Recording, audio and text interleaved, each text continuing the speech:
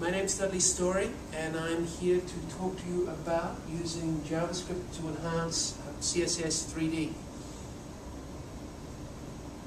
As I said, my name's Dudley Story. A little bit of my background. I've been an instructor at St. Polytechnic, which is an institution in southern Alberta, Calgary, to be precise, in Canada, for the last 10 years, and where I've been working in the New Media Production Design Department, which has been a 2-year diploma teaching mostly CSS, web design, web development, along with some traditional 3D.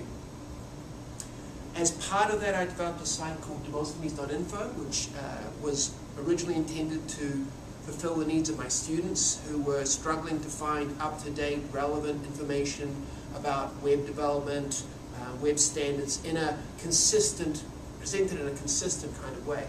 Of course, the conditions of that has improved markedly over the last 18 months or so,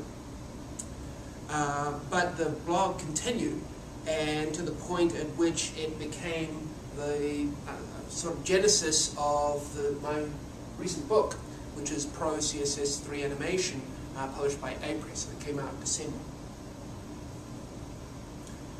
Just a little note on this term CSS 3. From this point forward, I'm going to be using the word CSS as a substitute for CSS 3. There really is no CSS 3. It's just a series of levels and a series of modules. And it's going to be a real tongue twister if I keep referring to CSS 3 3D. It's going to confuse things a lot.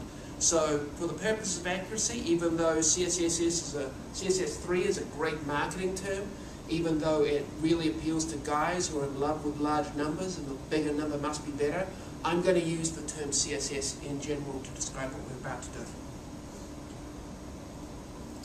So, what's CSS 3D?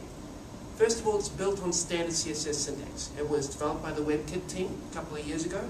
It's now been adopted by the W3C as a standard. It's even gone prefix-free in a number of browsers.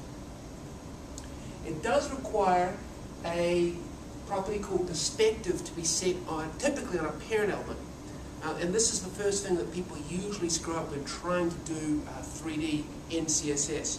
They don't know what the perspective property is, or how it should be applied, or what value it should be set to. We'll talk more about that in just a little bit.